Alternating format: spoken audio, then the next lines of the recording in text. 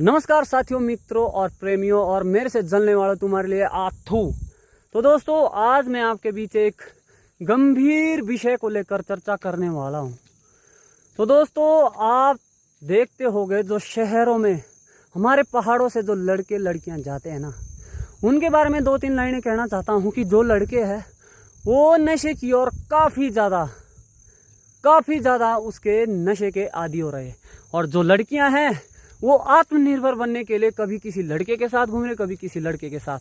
आप किसी लोकल शहरी बंदों के साथ बैठोगे तो वो बोलते हैं कि ये पहाड़ी लड़कियां तो ऐसे ही होती है, कभी किसी के साथ इनको थोड़ा बाइक में घुमा लो, थोड़े उनसे खाना पीना खिला दो, बस इनको पटाना बिल्कुल आसान हो जाता है।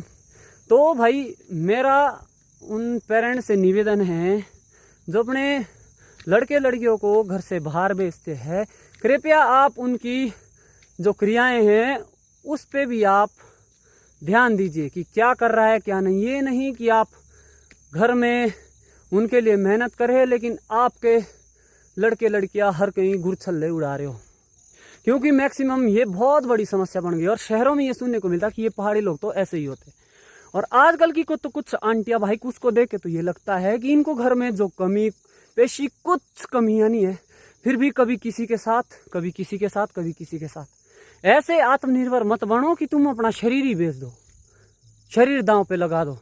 एक बार अपने चरित्र का भी ख्याल रखा करो। ये नहीं कि कभी कुछ दिक्कतें बाद में आती है। आप इतने आत्मनिर्भर ना बने कि कल के लिए आप पे उंगली उठे कि नहीं ये तो ऐसा था, ये ऐसा था। भाई साहब, कईयों का जब खुद की आंखों से देखते हैं, उनका बैकग्राउंड देखते हैं, तो ये लगता है कि भाई साहब ये ऐसा क्यों कर रहे हैं। और बाकी कुछ लड़कियां बोलती बड़ी घर की स्थिति उनको मालूम होती है, घर में बहुत बुरे हाल होते हैं, लेकिन उनका अगर फैशन देखते हैं ना तो भाई साहब ये लगता है कि किसी बड़े से कंपनी में 50,000 की सैलरी रहती है।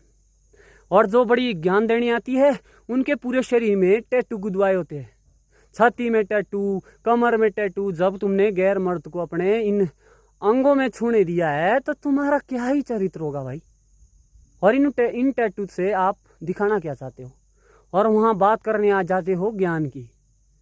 थोड़ा अपनी और भी एक बार झांक लिया करो मित्रों, साथियों और मेरी साथनियों। तो ये एक बहुत बड़ी समस्या भाई साहब।